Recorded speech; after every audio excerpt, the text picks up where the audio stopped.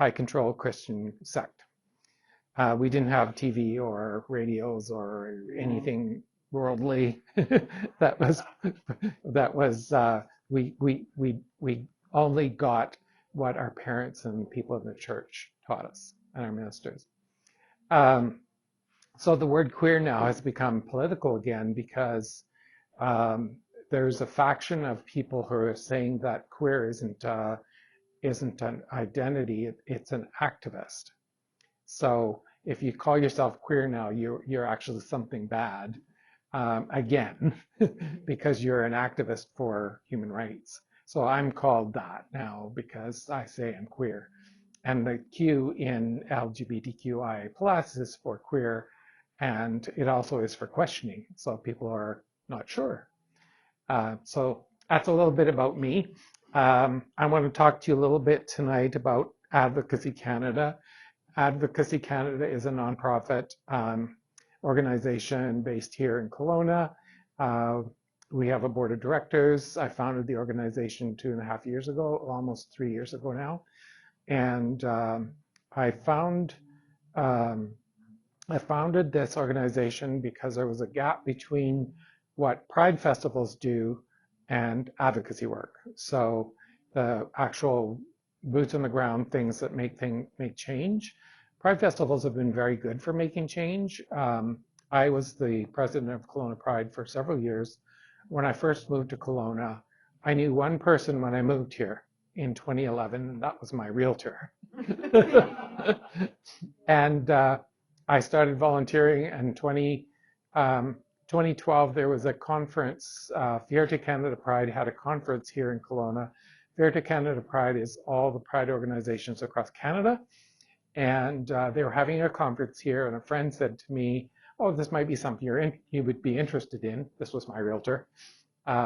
And so I looked it up and I went, oh, they're looking for people to sponsor their organization. I owned a bed and breakfast at the time, and I thought, well, this would be good. I can boost tourism and promote my bed and breakfast. So I contacted the organizers, and they came over to my house, and we decided that we would have all the delegates at the conference come to my house for dinner. And at that time, there was about 35 people, and we had a sit-down dinner in my house, and I catered and cooked the whole dinner. And that's how I got involved in Pride here in Kelowna. So there was people from across Canada for that conference. They had a conference here again last year, and there was 250 people at it. So that's how much that group has grown. I became the president of Kelowna Pride, and at the time there was only just a few people that would come to the Pride Festival. It was like, a few dozen. Like maybe the dances would have 100 to 120 people, but the festival itself was pretty much smaller. It was usually held either at City Park or at the Mission Park. And so the first one I went to in Kelowna, I went in drag. I was a drag queen. And some of you will know the story with Walter Gray, the mayor. And so it was 2012 was he got back in as mayor in 2011. So prior to that, in case you don't know, he was the mayor 4 or 5 years before that. And the Pride group that put on Pride went to the city and said, can we have a designated Pride week? And he wouldn't give a proclamation. He said, you can't say gay and pride in the same sentence.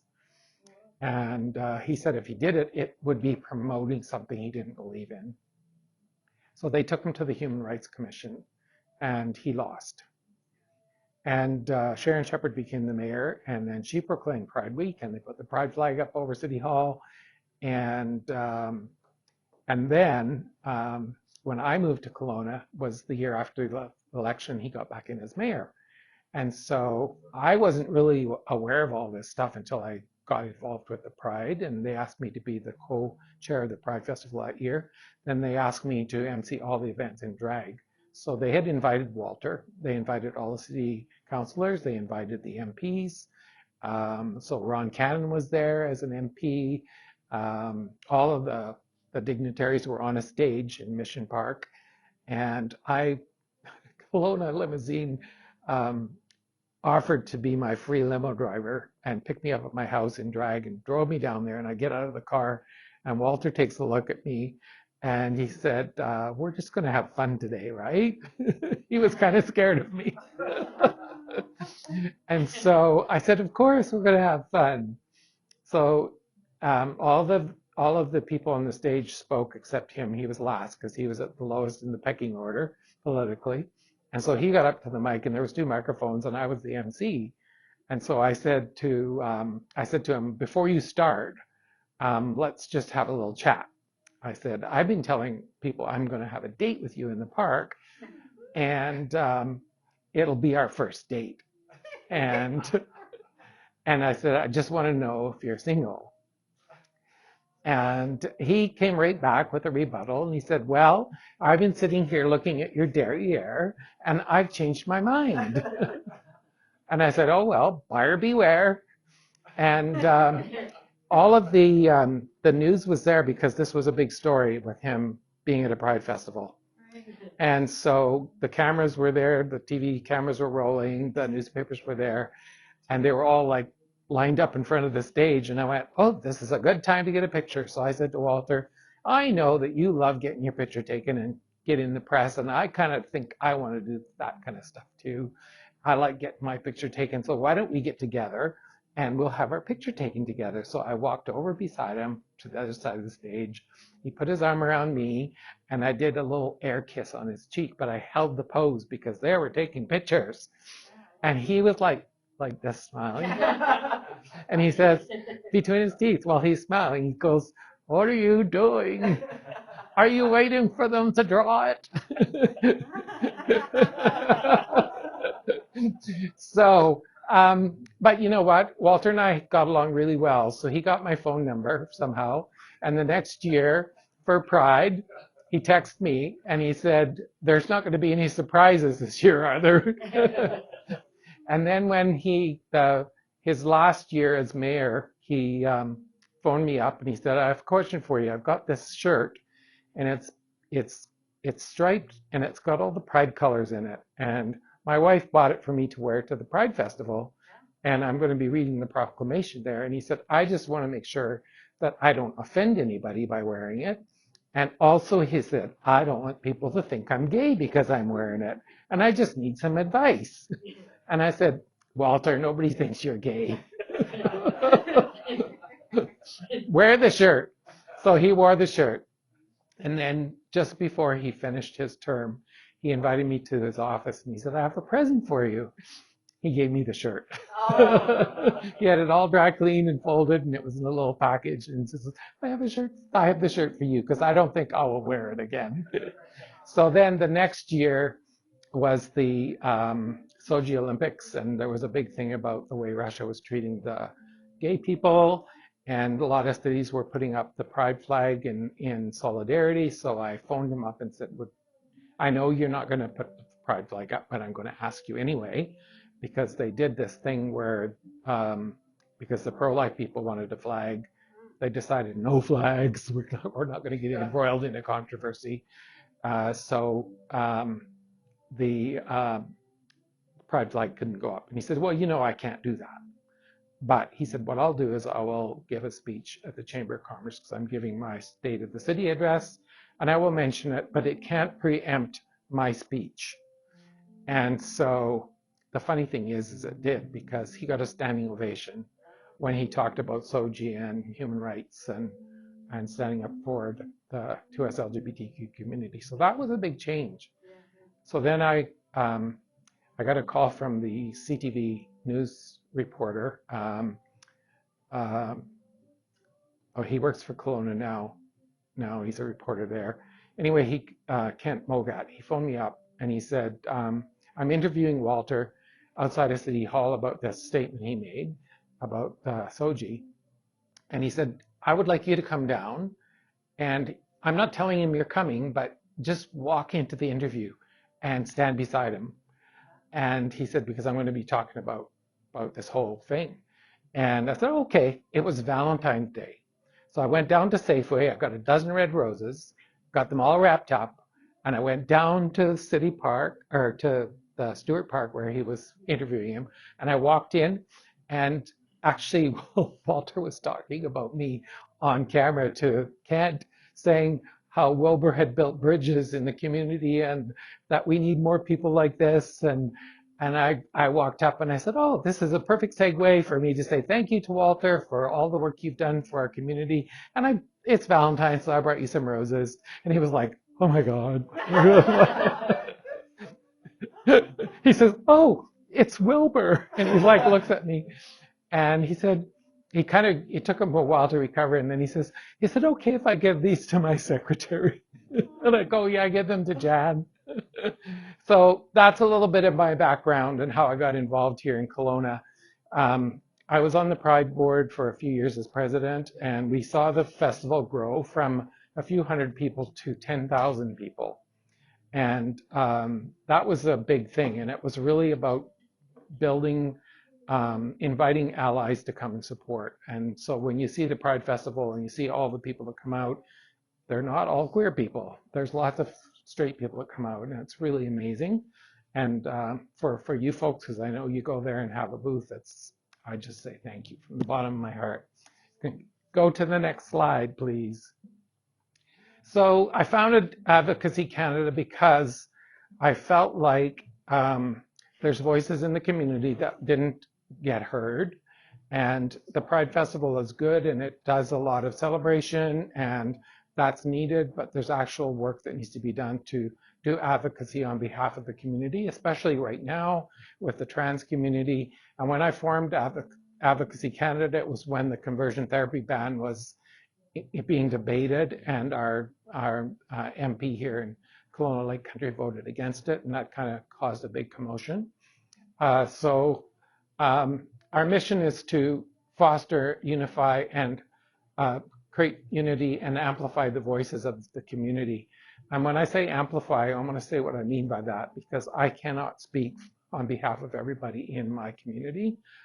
I can amplify their voices, but I don't. Even just for an example, in the trans community, one person in the trans community cannot speak for all trans people. I can't speak for all gay people. I can't speak for all queer people, but I can get under their voices and lift them up. And that's what our organization does. And the other thing that we want to acknowledge is that we are on the unceded and ancestral lands of the Seal people, and we are trying our best to work with the principles of decolonization. And if you ask me what that means, I don't even know what exactly that means, but it's something that we want to learn. And we're actually going to be bringing someone in to coach our board through decolonization principles. And it may end up changing our value statement, our mission statement, and some of the things that we do. Next slide, please. So people often ask, well, what area do you cover? Well, we are a volunteer board of 7 people. I have a day job. I do this in my sleep, basically. And there's so much work to do. It's just incredibly overwhelming sometimes. So we try and say, okay, well, we can do the best we can with the people we have here in the Okanagan and the southern interior of BC. But to be honest, we get called from people across Canada wanting help. We were helping out with a school trustee by-election in Nelson or in Castlegar this last week in the last campaign. One of the things that we do for elections is we create a survey that we send to all the candidates to ask about their position on issues related to our community, and then we publish it. So it helps voters, inform voters. We get calls, we've had calls from New Brunswick because the premier there has been very anti-trans. We've had calls from Saskatchewan for the same reason, also in Alberta. And all the way to, I'm working with some folks at the Pride Board in Fort St. John right now because they've been very, very under attack. Next slide, please. So I'm just going to talk a little bit about some of the things that we are involved in. So there's what we call a cross-community working group for a better, for lack of a better name for it. We don't really have a name, so that's what we call it. But I'm one of the leaders of that group. and I founded it to work on issues that come up, emerging issues in the community, and to support events that are put on by some of the other organizations in our group, including it's called the Okanagan Gender Identity Group, which is a peer support group for trans and gender diverse folks. So part of the people that, and we just call meetings, there's no formality, we just call a meeting when we need to talk. We have a Slack group and we chat on there. Kelowna Pride is part of it. There's an organization called Transparent Okanagan, and that is a group that supports parents of trans children and gender diverse kids. I mentioned Okanagan Gender Identity Group, the UBCO Equity Inclusion Office are part of it, and some of the students there. There's a group called Free Parent Hugs. You'll probably seen them at Pride events, but they wear these shirts which says Free Parent Hugs, and they are there to support kids whose parents don't support them. This Space Belongs to You is a queer and BIPOC mental health counseling for youth. It provides free mental health counseling, clinical counseling for youth, and it's funded by KGH Foundation and the provincial government, and ARC Programs, which runs programs for youth. So some of the issues in community safety stuff that we deal with is the anti-SOGI, anti-trans rallies that have been held in Kelowna. It seems to be the protest capital of Canada here sometimes, and it's the vitriol is really, really hard to listen to. The one rally they had in September, we didn't organize a counter protest because we didn't feel it was safe. And then I went down to observe and I saw all these young trans people there, and they felt abandoned by us because we didn't come to support them.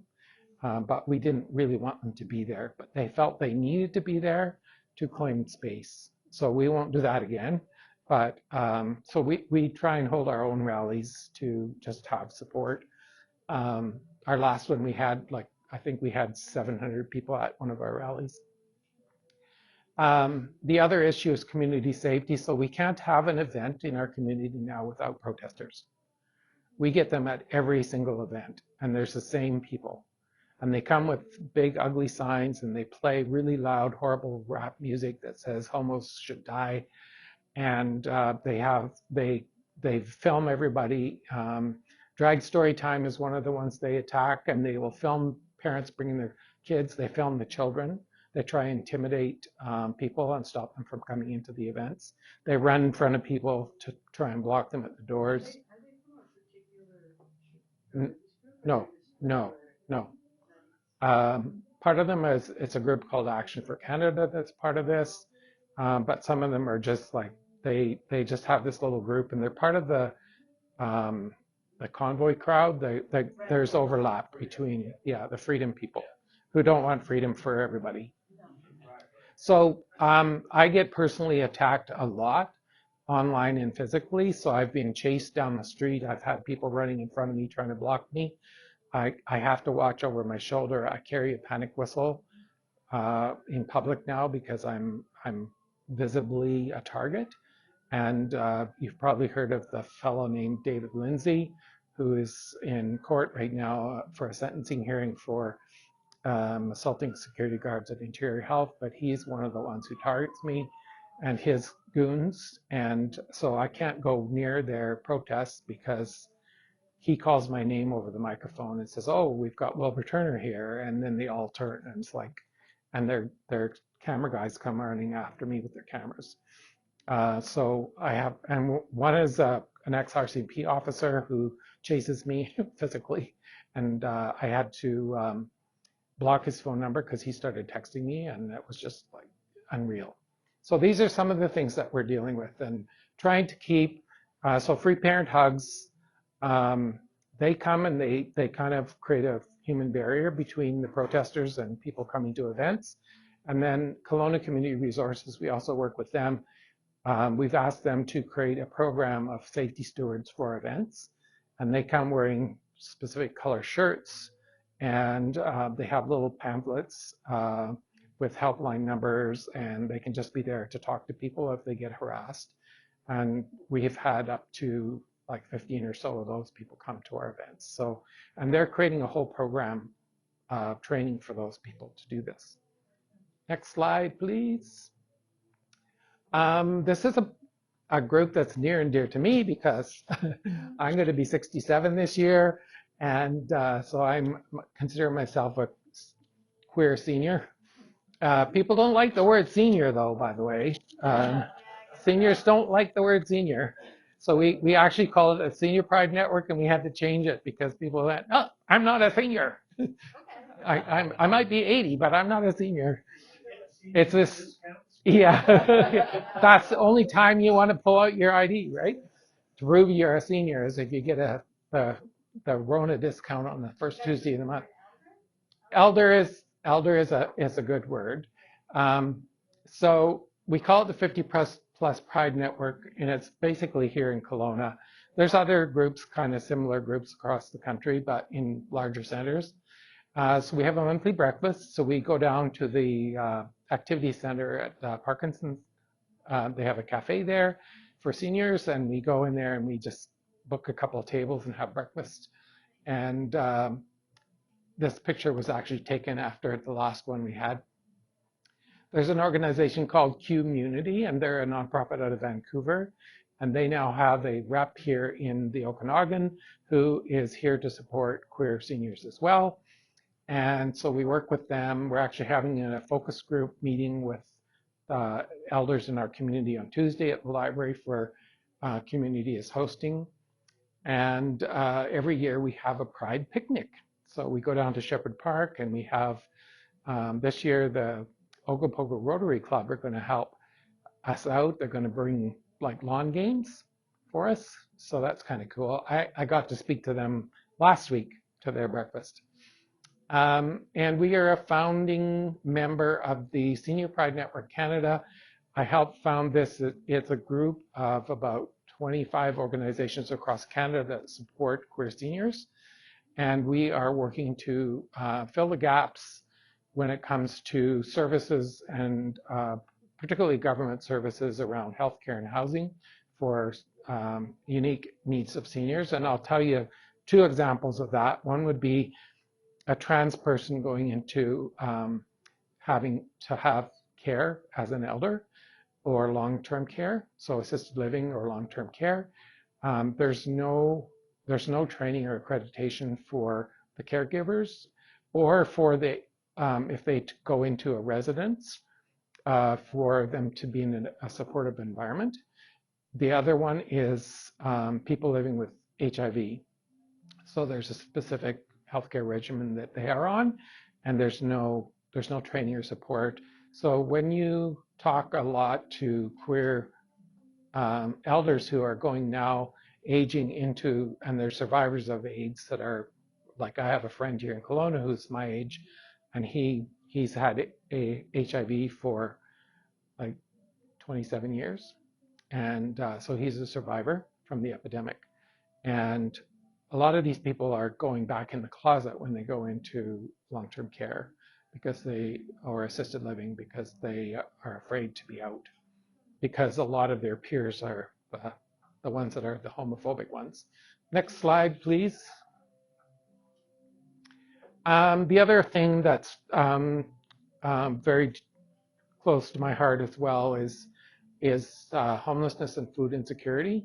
And this particularly impacts youth in our community who are disowned or ostracized because they're queer or gay or trans by their parents because of religion, and they're put out on the street, or they can't deal with living in a home where they are told that they have to conform or else.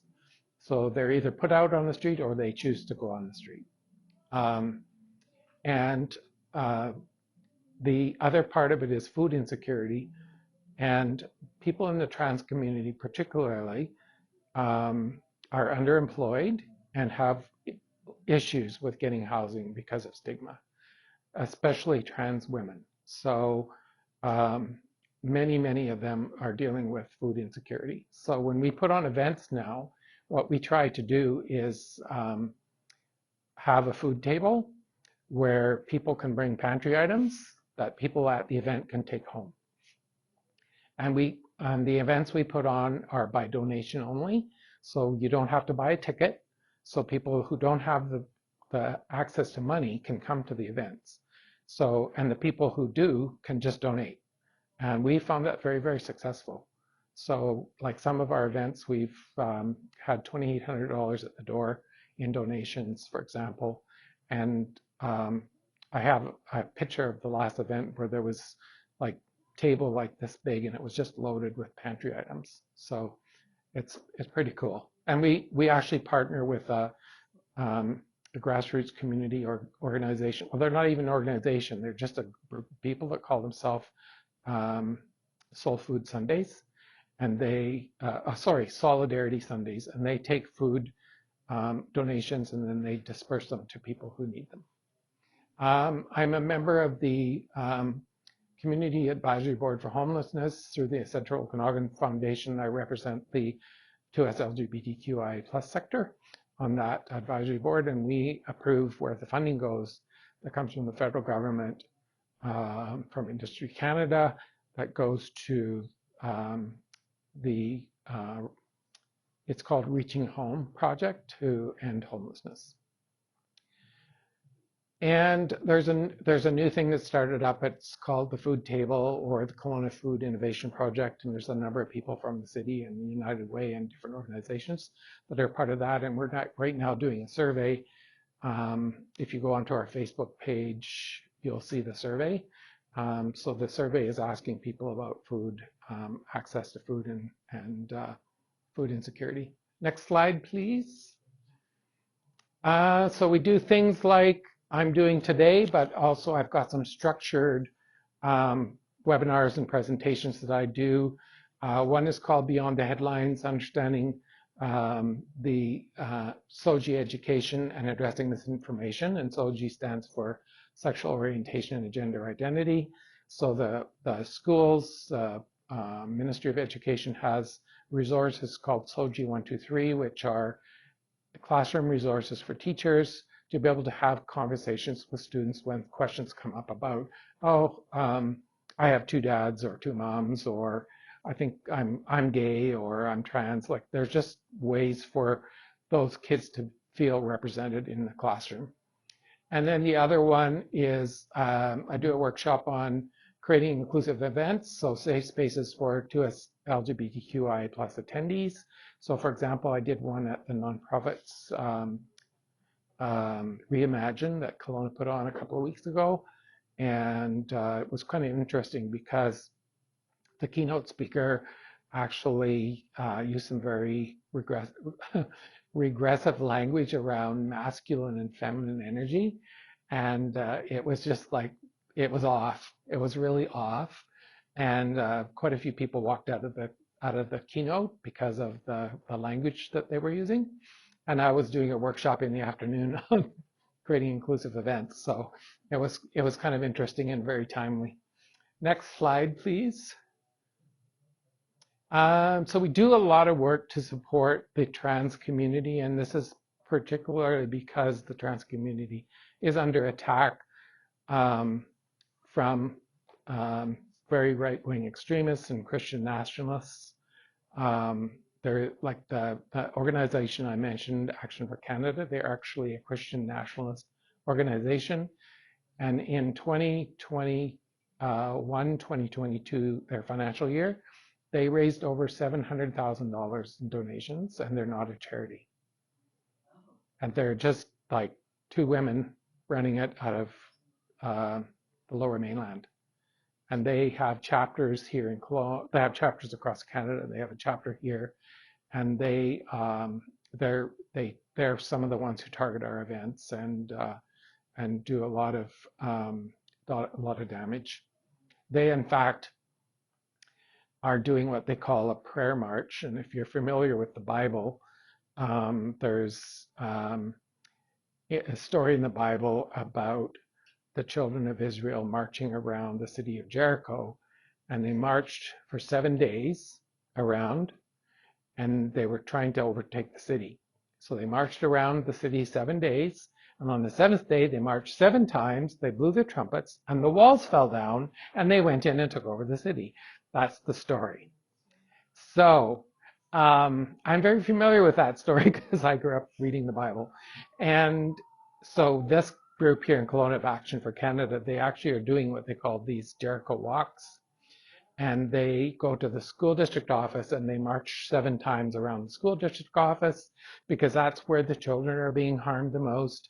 And they do the same thing around City Hall, and they're doing it in front of the Member of Parliament's office as well.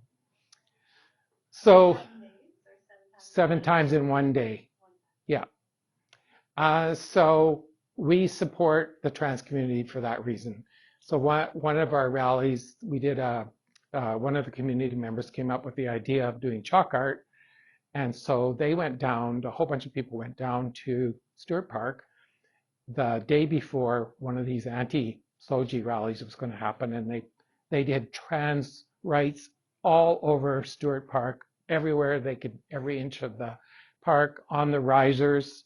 So when David Lindsay put up his microphone and his speakers, it said,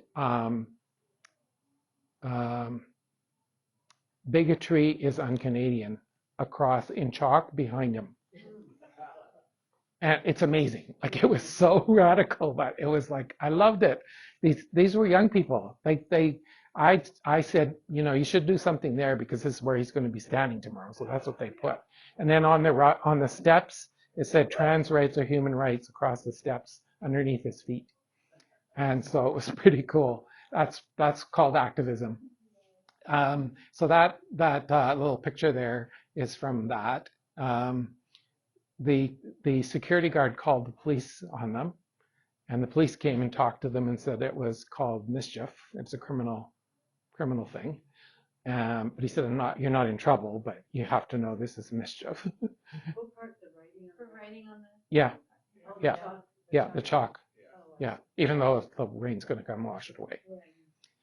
So there's something called Trans Day Visibility. So we just had we supported an event down at Revelry. That's where this picture was taken. We went and we sold these shirts and hoodies. That's some of my board members with me. Trans Day Visibility is a day to elevate the trans community and just create visibility. There's a Trans Day of Remembrance in November, and that's to remember. And we actually did projection graffiti onto City Hall. And the projection graffiti had the names scrolling of all the people who had died, trans people who had died in the last year who had been killed for trans violence. And there's something called Okanagan Freak Alliance, and it's a whole bunch of trans musicians that put on punk rock events, and we support that as well. Next slide, please. And then this is one of my favorite things. So the shirt I'm wearing, the hoodie I'm wearing, came about as a result of an anti-SOGI billboard that went up in West Kelowna in the beginning of 2023. And so we worked actually on getting that billboard taken down. So if you didn't see it, it was a picture of a teacher with purple hair. Look, she had like angry lines on her face and glasses, and the pride flag was behind her, and it said, "What are your children being taught in school?" And so it was pretty horrible. And I know the person who put it up, and he does crowdfunding to do these. He had anti-vax posters and all kinds of stuff, or billboards in Kelowna and Kamloops. And so I started a campaign to get rid of the billboard, and it was actually down in 10 days. And he told me, he was having a little Twitter war with me, and he said, because I was interviewed by the news about it, and I said, basically, our community is very concerned about this. And he said, it's not our community, it's one person, it's Wilbur. And he said, you don't have what it takes. And I just laughed. Anyway, he didn't have anything more to say after it came down. But he's part of this, he's in a prayer group with the Action for Canada chapter leader in Kelowna. That's also with Ron Cannon's church. I'm just curious,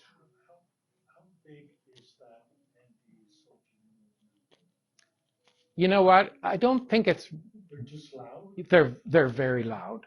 Yeah, they're very loud. Um, the trans man that just got elected as a school trustee in Castlegar yesterday won by they got 807 votes, which in Castlegar that's a lot for a school trustee, and the anti-trans person that came in second only got 307 votes. What was the name of the person that won? Berkeley Volks. And Berkeley used to live here, and his wife I know very well. I knew them both. She had the Ace of Hearts dog grooming place downtown, but they've moved to Castlegar. Anyway, I saw this billboard online and Instagram that was in Wisconsin, and it was put up by a political action committee called Fair Wisconsin. And it had this beautiful message about belonging for the trans community, and I think it said "You are loved" or something. And I thought we should do that here since we had this awful billboard. So I kind of floated the idea with some community members, and they went, "Yes, let's do it." So I started a GoFundMe, and we raised $8,000 in 2 weeks. So it was like, this is exciting. So then I put together a focus group to come up with the message and the theme for it, and we came up with "You Belong." And then we hired a queer Indigenous artist here in Kelowna. So we put a call for artists, and we got several submissions, and we chose this artist named Sarah Jones. She was 24 at the time, and it was her first big project. And this is what she came up with. And so this is what the billboard looks like. So it had an eagle feather representing Two-Spirit. It had a wild rose, a swallowtail butterfly, but done in the trans colors of the trans pride, a strawberry, and a maple leaf. And so these were all elements that meant something to her and her Indigenous culture, overlaid over a rainbow, and the words "You Belong" underneath. And then we consulted with the Syilx Language House. And the Syilx Language House is the kind of the knowledge keepers and educators about the Syilx language. And they worked with us on a phrase that would go with "You Belong." And they consulted with some Indigenous language experts in Washington State, and they came up with this phrase, which says "Ku ya ya, ku chinquithin nahim," and it means we are together, we join in together. And if you want to find the pronunciation of it, if you're curious, you can go to the website that okyubelong.com, and there's a pronunciation on there for it.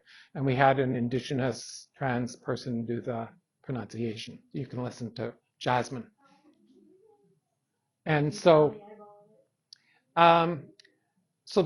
that we had billboards, the digital billboards from Pattison in West Kelowna and Lake Country on a 16-week campaign, and over 3 million views of those billboards.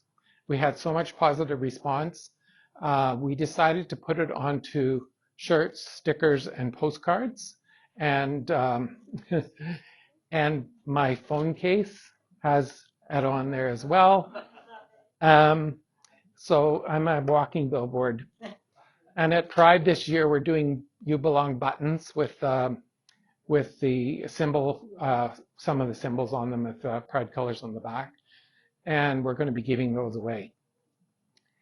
And so the art is all, the wearable art, the stickers and the postcards are all for sale on our website.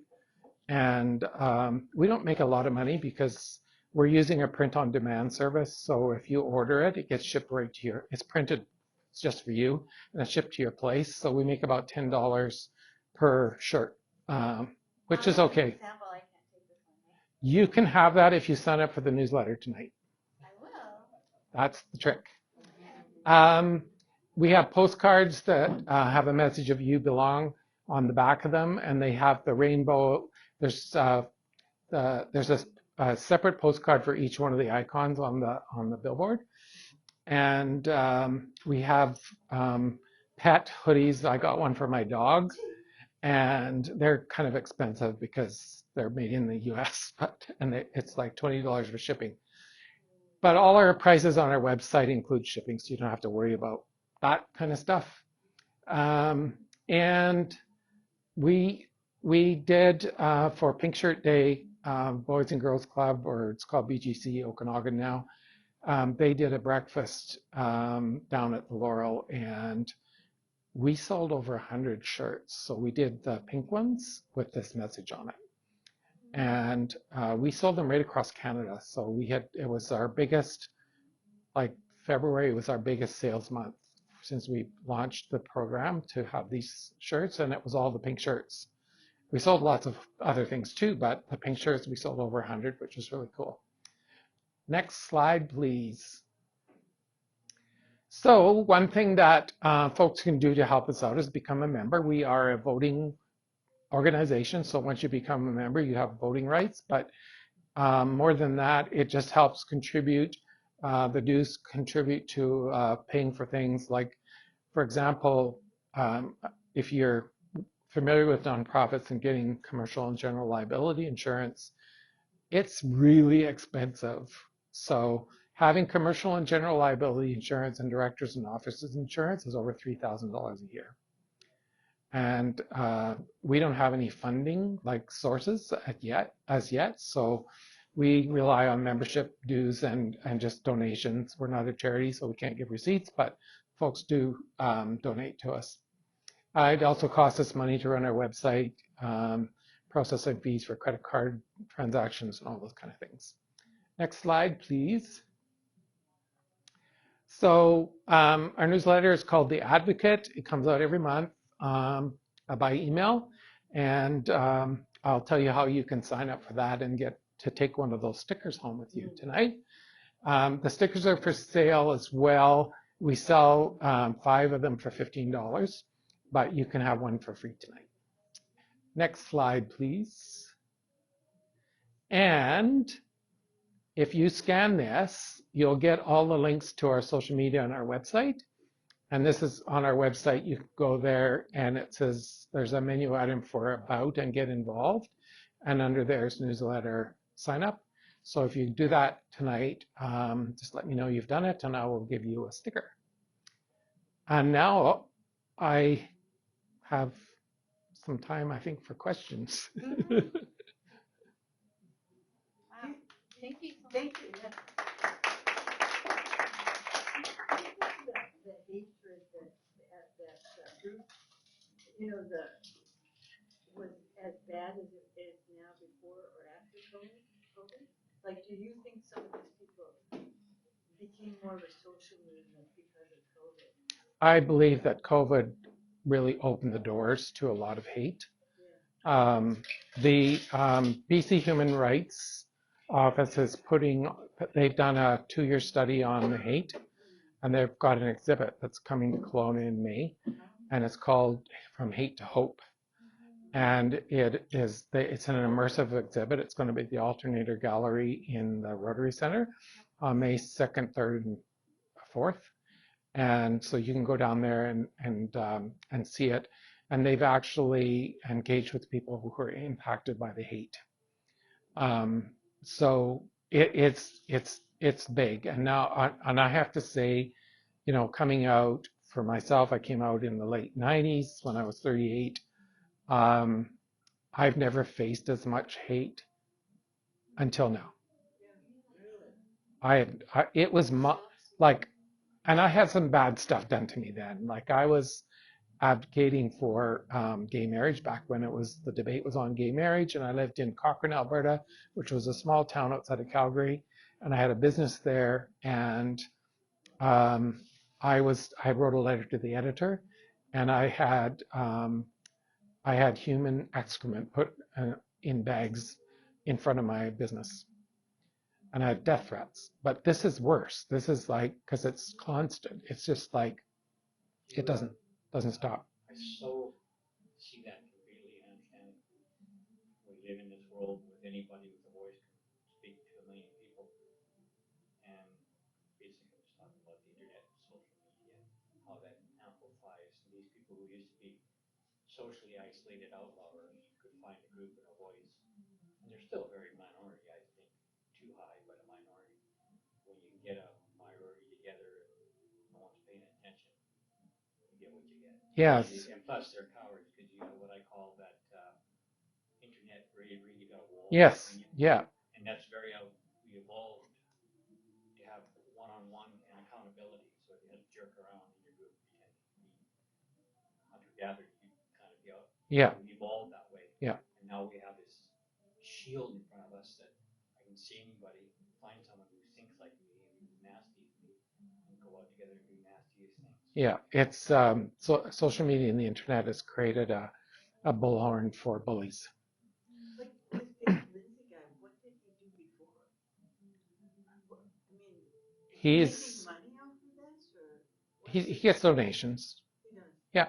Yeah, he gets donations. But was he doing this before COVID? Oh, he was. Oh, he Yeah, was. he's the sovereign citizen. Oh, Yeah, Oh, yeah. oh, yeah, that's right. Yeah, like Free man it's on the like land. yeah, it's he's a vexatious litigant. Right. So he's always doing court cases and he represents himself and yeah, it's all about not recognizing the government's authority. Right. Gets everything from society. You just Yeah. go on and pay for it. So what can we do as a group or as individuals? What can we encourage our members to do that we're not already doing? Yeah. Yeah. So I get this question a lot from folks who want to be allies, and allyship involves a few things, and I believe that one of them is speaking out, calling out homophobia and transphobia when you see it in like if you're in a friends group or a party and somebody is saying things that are inappropriate, call them out. Not everybody in our community feels safe to do that. So we depend on people. I'll give you an example. So my identical twin brother is super homophobic, but my siblings won't call him out for it.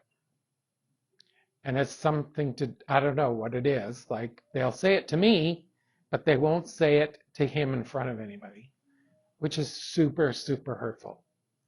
So if people in your circles hear somebody saying something and you don't say something about it, then they're hurt. That's because silence is violence. The other thing is talking to politicians, holding politicians to account. I recently had a meeting with Tracy Gray to talk about her leaders' open transphobia. And like we all need to do that. It can't be just me going down there talking to her. Everyone needs to say this is not acceptable. What did she say? She just said she would bring my concerns to caucus. About how you're being bullied and harassed? That and more to do with Pierre Poilievre saying that he believes that puberty blockers should only be given to people when they're 18, which is stupid because they've already gone through puberty. So why would you give them a puberty blocker? I mean, and then he was talking about trans women in sports and trans women in women's spaces, which is clearly there's so much evidence to debunk all of those concerns. There was a woman in Vernon who's a trans woman who was two 14-year-old girls said that they saw a man in the change room with Dick and put on a women's swimsuit and went out to swim. It was a trans woman who's post-op, which means they had their surgery. They had their surgery years ago, so there was no male genitalia involved. It's just that the person had male characteristics. So the girls made up the story and then told their uncle, and their uncle went to the media. And now that woman can't go back to that pool, and it's a public pool. So there was a whole kerfuffle in Vernon a couple of months ago about this. I know the person, she actually wrote to the media to straighten out the story and came forward and gave her name and everything and said, it was me. I'm a trans woman. I look like a guy. I don't have a penis. I've had surgery, so they just made this up. Or they just misperceived it. Yeah, and they made up the story. And now that trans woman can't go back there. But there's a lot of workarounds for that. But we all need to call out the BS. There's lots of stories. If you follow social media, there's stories about cat litter boxes in classrooms for children who pretend they're identify as cats. This is garbage. It doesn't happen. The cat litter story started because in the U.S. The classrooms have lockdown supplies for active shooters. And they have a Home Depot bucket, and there is cat litter in the box, but there's first aid supplies in the bucket, and there's a bag of cat litter, and they turn the pail into a toilet because the classroom, That's what it is. yes, and they put cat litter in the bottom of it, and they have a little privacy thing they put around it. In case they're stuck in a closet. No, in case the classroom's locked down for active shooter. Because the kids can't go to the washroom, right?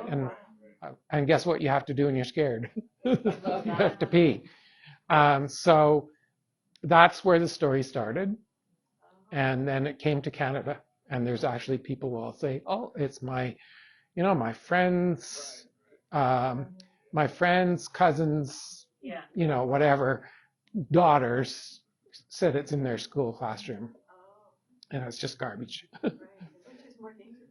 Yeah. So the misinformation, so calling out the misinformation, holding people to account, just being there and letting people know that you are a safe space for people around you. When you go to events, have a name tag with your pronouns on it, wear an ally pin. There's different things you can do. And yeah, I can't think of anything else right now that you could do, but those are some pretty solid things.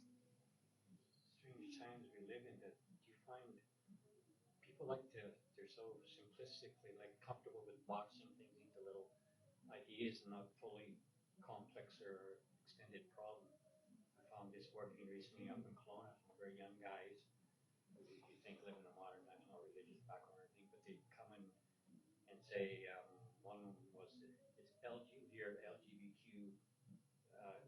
It's just one thing, and the guy would say and then he'd go grooming. Yeah. And I go, okay, well, what do you mean that? What is grooming in the definition, or wokenism and grooming and stuff? He just kind of box everything in. Yeah. So I had a conversation with him that kind of popped his brain, simply a logical analysis saying, okay, that's probably in America, that's what, maybe 50 million people altogether in that category. And I say, those are 50 million individuals with 50 million, with dozens of different life problems. They probably have a range of opinions on this one thing about grooming or wokeness or what it means to them. What does it mean to you? It might not mean that to all other 50 million people. And I gave him an example. I said to him, look at me, okay, I belong to a specific group. I'm white, and I was told to be Christian, and I'm male. So, by that logic, I belong to the KKK. And I told him, because I always said, like that logic, I could qualify as a member of the KKK. We happen to have the owner and the foreman happens to be a black man in our which is he's a right wing, wow, and yet he's a black man. So because I have those traits, does it mean I subscribe to what the philosophy of the KKK is? And you kind of think about that. Some of the things. So easy nowadays. Everybody wants to group someone into a box of any issue. And it's very hard. But then I go, okay, well, they'll tell me information. They don't give me details. They say, okay, specifically what you're claiming, what it is. I follow it up. It never is what they say it is. It's just the media. People get on the media and don't do the work. Yeah. I get called a groomer. I get called a groomer several times a day online. And because my Twitter bio has pride flag and trans flag in it, and I have my pronouns, the first thing that people do if I make any political statement on Twitter is go, oh, you're not somebody to listen to because you've got flags and pronouns. Or they'll just say groomer, period. You can't debate. You can't debate with those people. I don't even engage with them. And I think sense that they're a small minority. Canadians, I think, are very tolerant of There's some there's some social media influencers that have thousands and thousands of followers, and they're the ones that do the real damage. So there's one called Libs of TikTok, and they have been responsible for bomb threats at many schools and also now at Planet Fitness, because there was someone complained about a trans woman in the women's spaces in a Planet Fitness. So they got 17 locations had bomb threats because of that. So there's some that have huge influence and they radicalize people. So when there's a guy in Kelowna called Bruce Ordzik, he's one of David Lindsay's henchmen, and he was the one who told the security guard at the vaccination clinic to go back where he came from. And he got in court over that as well and got off. But he chases me as well. And he's got a picture of me on his Facebook page saying that I should go back in the closet. You're not wanted. Go back in the closet where you belong. And then someone put a comment and said, "Who is he?" And he replied and said, "He is the chief pedophile in Kelowna." Oh my gosh. And this was April 2023. That post is still on Facebook. Oh. And I've reported it, and Facebook doesn't. Yeah, I would. Yeah. It's a good GoFundMe page there for you. Totally. So, yeah, and he's a dangerous guy. Like he's volatile. But the thing is, and he puts pictures of people that he doesn't like in media and advocacy work, and he puts pictures of a noose, and he puts words like "round them up." I don't know if you know the group Concern Kelowna Citizens or something. They've just started up here in Kelowna, and they're getting a lot of people out to their events. And he goes there and he films for them. And the last one, they had this guy named Marcus Ray. And Marcus Ray is a wannabe militia. And he came with him and another guy with cosplay. I call it cosplay, but they had militia vests, bulletproof vests with Guardians written on it in big letters, and they were wearing handcuffs. And he said he's developing a militia. That's right. And that there's going to come a time when they need it, and the police will call them to come and help. And this is who Bruce is saying is going to come and round us up. So when he says round them up, it's going to be a civilian militia, and they're going to hang the politicians and the queers. And that's his language. Like, And he can say that on Facebook. yeah, I've reported him to the police, but who knows? They won't do anything. They say you can't. The police say you can't police yourself out of this. They have to do something physical in order for them to do That's it. a verbal assault. But chasing you is physical. Yes, and that was a police officer, an ex-police officer. So I'm really anyway, sorry that I guess it's like we're in this situation, but I'm really glad you're doing this because it's really brave. And well, I understand a little bit how stressful it is, but I think you're doing a great job. well, thank you. I feel like because I'm vocal and I'm out there and I'm like doing this work, I am a target. But I feel like if I'm the target, then some more vulnerable people are not. So I'm kind of like feel like I'm a shield that I'm taking the heat. Yeah, yeah. I just have one question. Like now that I know how like wackadoodle the world is, because I'm got a little scared. Like, is it safe for people to belong to your group? Like, do you have good security on your computer? Do you know about how to be like privacy protected and all that stuff? As much as we can. It's sometimes it's hard to retain board members because of that, because of the threats and the feeling of overwhelm of the work.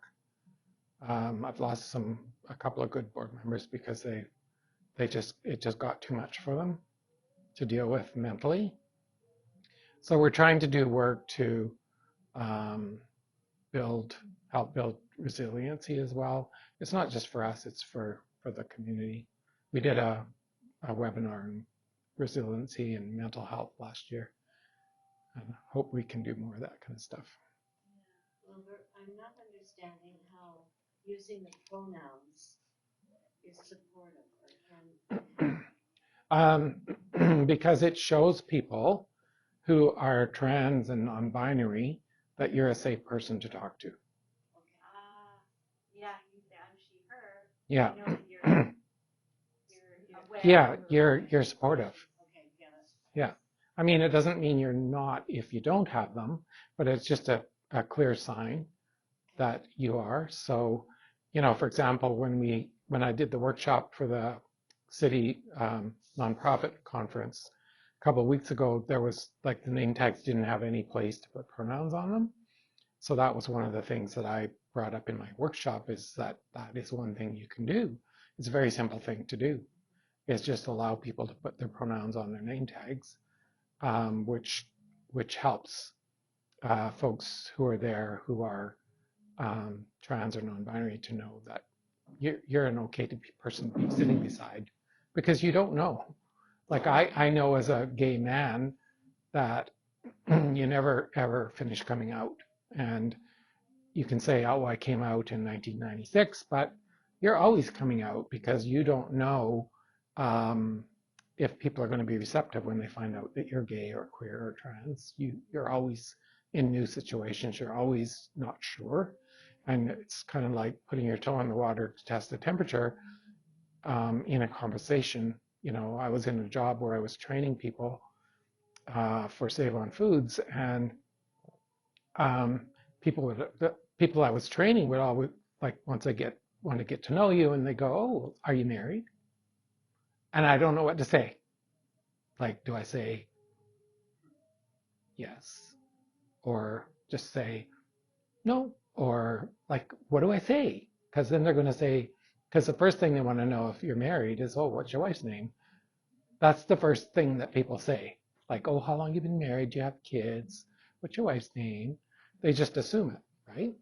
And so when you give them the answer, you're not sure actually if they want to hear it or not. So, you know, there's always those situations. What church do we go to? Yeah. Yeah. Yeah. Yeah. I have a question. Just, I mean, obviously you have history, right?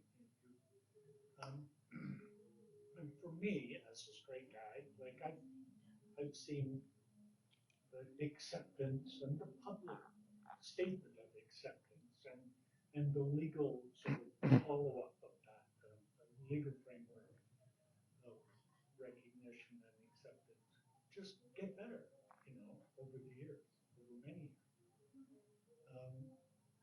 years. You said that things are certainly more dangerous for you now. Like, do you think we're at a boiling point or a tipping point? I think, speaking from the view of democracy, yes. When you see what's happening in the US, there are, for example, I don't know how many states now, I get tired of reading the news, that have anti-trans laws. And the Roe versus Wade thing being overturned, and it's all part of it. It's part of the same conversation. And now in Texas, the governor has said that he doesn't want trans people to be teachers. And they can't discriminate based on sexual orientation or gender identity under federal law, but they can make it really hard for teachers. Yeah. So they made laws that they can't use they can't use their pronouns. They have to use their assigned at birth pronouns. Oh, they do? Yeah, like in Texas and yeah, in Florida. So a teacher can't. And they've also, in Florida, they've made it so that trans people cannot use the washroom of their choice. They have to use the one of their assigned sex at birth. So this is really strange because a trans man, for example, a lot of trans men, you can't tell they're trans. Are you going to force them to go into a women's washroom?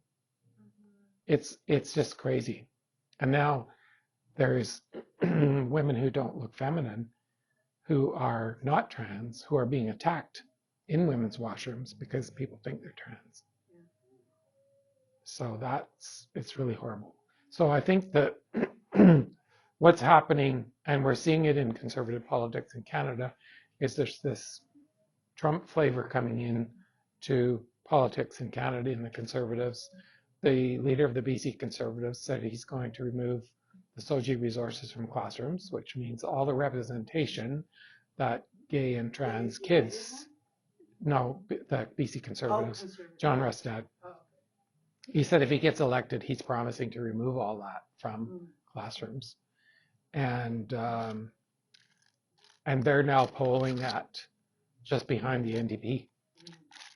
I don't think they will get in because I think the vote will split between the United and the Conservatives, but it's still, the problem also is with, it's going to be a big election topic, the topic of trans rights and gender affirming care, and SOGI is going to be a hot topic, and it just makes kids more afraid.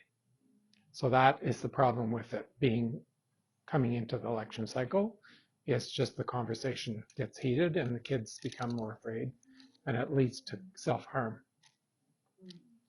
Yeah, I'd just like to say that I think we are natural allies. I mean, some of the things that are, some of the issues that your community deals with are, we see the same sort of tactics and the same, used with Christian nationalism, anti-science, and those are things that are at the core of our interests. And it's like we're fighting the same enemy. Oh, it is. If you draw a Venn diagram of all of the anti-vax, the anti-5G, the the chemtrails, the QAnon, like the Patriots.